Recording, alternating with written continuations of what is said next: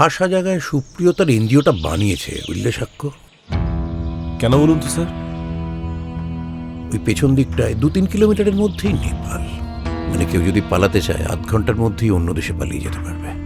হ্যাঁ, কিন্তু তার সঙ্গে বলছিলেন না একের পর এক মেয়ে মিসিং হচ্ছে?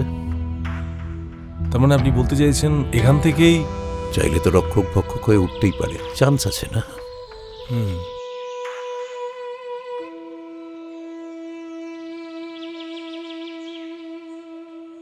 আরে ওটাকে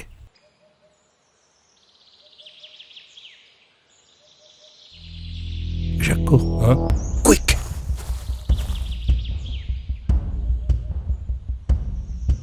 পরশের উপরেই নজর রাখছে বলে মনে হচ্ছে। তাই তো দেখছি।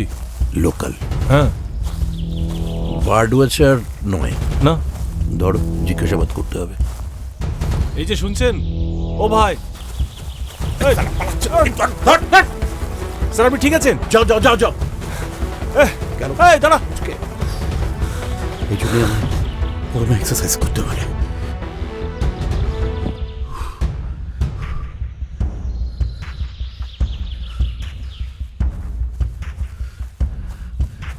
পেলে? না স্যার, আপনি ঠিক আছেন? হ্যাঁ ঠিক আছে। ভেতরের দিকে ঢুকে গেছে। এটাকে খুঁজে বার করতে হবে। হ্যাঁ, ঝোল আছে কিছু একটা। লাগেনি তো? না।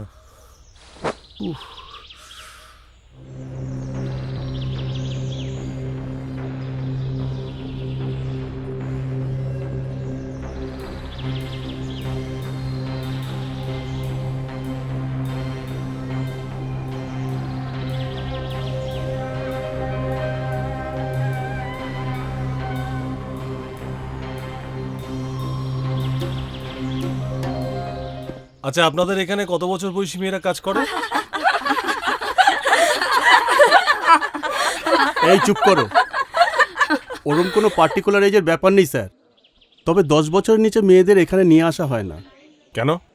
বাচ্চা তো, ওদের দিয়ে প্রোডাক্টগুলো বানানো যায় না। ও আচ্ছা, আপনাদের এখানে যারা যারা আসে তাদের সবার এন্ট্রি হয়? হ্যাঁ স্যার, দাঁড়ান দেখাচ্ছি। বাহ, তো চিত্রগুপ্তের কথা। আপনারা কম্পিউটারে এন্ট্রি করেন না? না, স্যারই খাতায় তুলতে বলেছেন, তাই আর কি। এই যে মেয়েটি, মুক্তা সর্দার, একে চেনেন?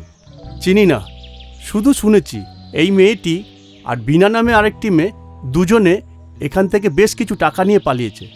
ইনফ্যাক্ট তারপরই স্যার নাকি এনজিও সবাইকে স্যাক করে নতুন টিম নিয়ে আসেন।